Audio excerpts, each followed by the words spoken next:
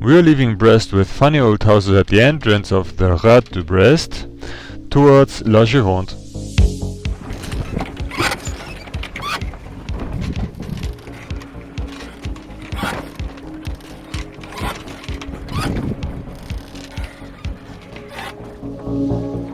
The Biscay now unfolds herself in a very unpleasant way, what was reported many times.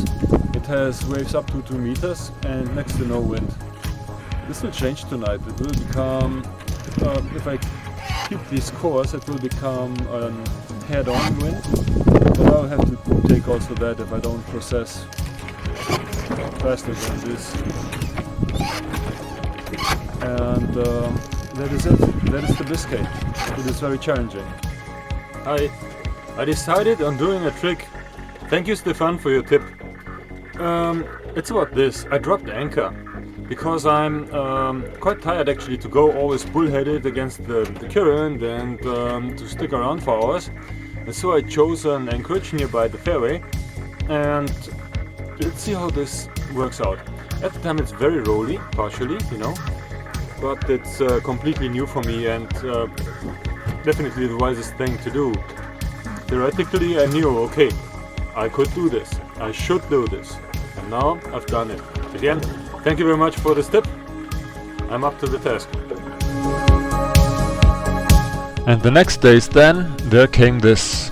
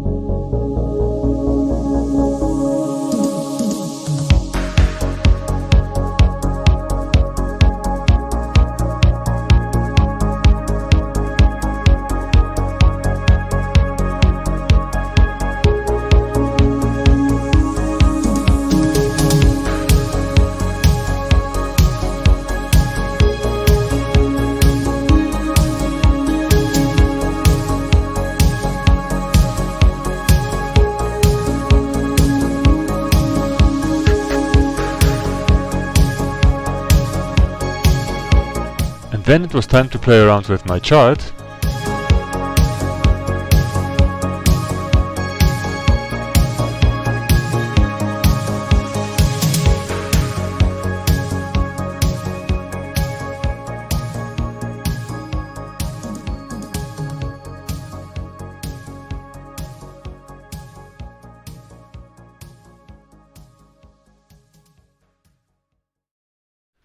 And now final words on the strip.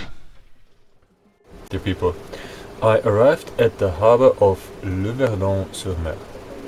This is at the upper tip of La Gironde, wherein you can approach Bordeaux. And if I would do so, but let's start with the beginning. I made a trip of 3 days and 3 nights from Brest to this harbor of Verdon Sur Mer. It was, in the main, it was very pleasant. It was actually very good planned by me because I learn and then I know more and more on how to deal with the tides. So the tidal start was excellent. It just sucked me out of the Rade de Brest. I went then south, and at the Cap Season I had At the Cap Season, I had to make a certain decision. This was new for me. I dropped the hook, and actually I learned this methodology in school already, in the sailing school. But there was a valued person who told me exactly that, and I reminded, yeah, actually this is important. It doesn't just sound smart, but I know this already. So I did now, as I had a counter current at the Cap of Season, drop the hook. Waited a couple hours. I knew, okay. When in Brest was then and then that it sucked me out, then should be now some 6 hours later, or say 12 hours later, it should be the same effect. also here again. What happened was exactly that. At about 2 AM, pulled up the hook and went just straight, nearly straight to La Gironde. Then I lost wind, really at the entrance, nearly at the entrance of La Gironde. I lost wind. The wind went from some 16 to 20 knots to, say, 2 Beaufort. This is best case 6 knots, but even the flag was not flapping anymore, so there's nothing. I know when the flags are not flapping, no sailing. Good. Good. So I motored, and I got myself then in surfing reefs again. There's people say, okay, this is the most dangerous spot at the entrance, and there's actually buoys, blah blah blah, and there you can enter then the Gironde properly. But I thought, okay, I now take this shortcut and I go over this in this channel, what I thought is there. And it was already night, and then I saw it gushing, blowing, and I said, man, are that surfable waves? Holy, that are surfable waves. I got myself into surfable waves again, and what did I do? Shut everything.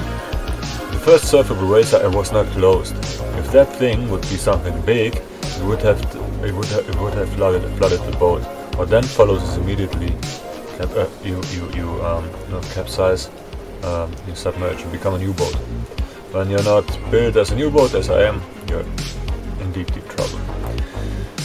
Was lucky on that, shot immediately everything after the first wave, and then the second one was not that powerful anymore, but I surfed also that. And that was it. It was just 2 surfs and just 2 surfs. And then I was out of this danger zone. What I now know is there's a danger zone, okay? If you plan your own trips, never ever start without appropriate shots. I did so because I was in an urge. I made a very fast decision and said, okay, I made these pictures. I pulled down the charts from the internet, pictured them, partially I even printed them and said, okay, this will be sufficient for my navigation. They have a Mayer backdraw, and they have not the depths assigned. Some dangers, some very good dangers, some dangers are not very good, but some important dangers to be knowledgeable about. And I guess also this one is designated, but I don't have the depths. And this is not good. No, if you can, get yourself professional charts. Get yourself professional charts. They're professionally printed. These charts can become even wet when there's rain and stuff. You go inside, you need faster position, so you get drops of rainwater on these charts, no problem. They dry. You can use them later on again. You should not put your pencil on the chart, but whatsoever. If you think you should go now because you have the weather window, and this was absolutely the right decision to go, when you have to see, you have the weather window. Don't wait for it to do you. Do your best, prepare your best, and then you go. Then, if you don't have the charts, good luck, because you're gonna need it. I needed it, and I will still need it. I know this. I now know. I don't know about what it is about with this cruising lifestyle, and you are absolutely in need of luck. Good luck. That is the truth.